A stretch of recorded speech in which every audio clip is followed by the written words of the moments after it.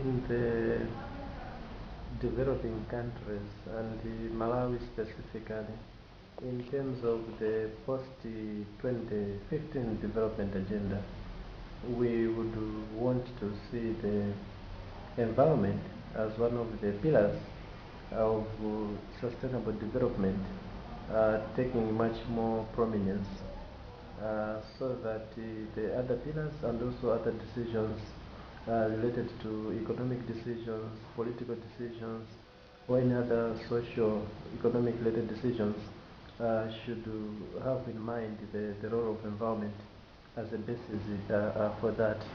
I think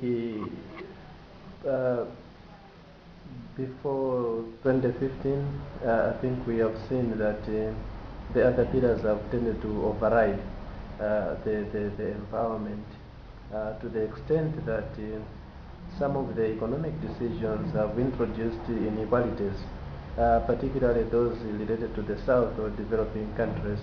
And I think climate change basically stands out as one of those in terms of the consequences with regards to some of the economic decisions. Now, in regard to the financing arrangement post-2015, what would be the expectation of developing countries?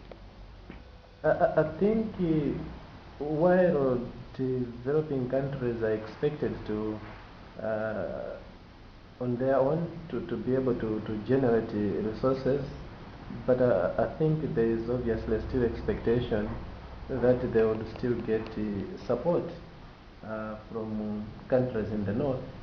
And I think currently there are already existing ODA arrangements which are in place, but I think there are new responsibilities which have actually emerged as a result of some of the economic decisions which were made in the north, particularly in the industrialized countries. As I've mentioned earlier on, that I think for now climate change obviously emerges as one of the major consequences in terms of the economic decisions which were made in the north. So we expect that there's much more predictable and the additional financing in terms of countries in the north supporting countries in the south as a matter of responsibility in terms of the consequences of some of their economic decisions. How do you want climate change to feature in post-2015 development agenda? And are you happy with the way it is playing out now? I think in the post-2015 development agenda, obviously climate change ought to take center stage in terms of being accounted for amongst any other decisions which might have to be made in terms of some of the priorities which will be agreed globally upon.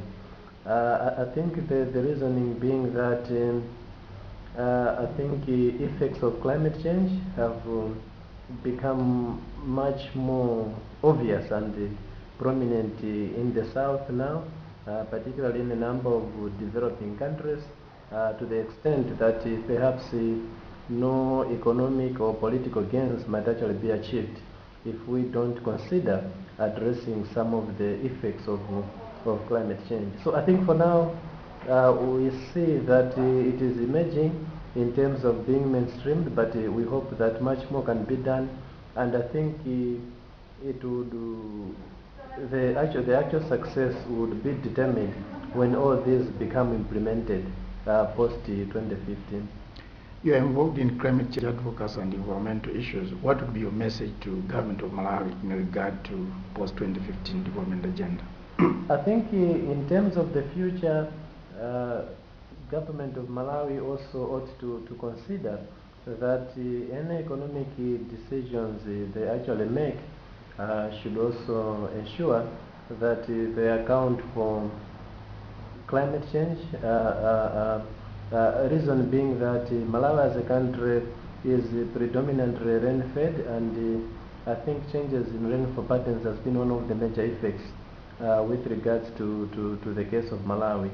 So I think we need to make sure that any development priorities which we put forward have to account for that. And also, more importantly, is the environmental pillar in terms of sustainable development. I think for Malawi that is quite key, because the environment forms the basis for any other social, economic developments of the country. And I think recently we have seen the emergence of the mining and extractive industry also coming in terms of its role with regards to economic development.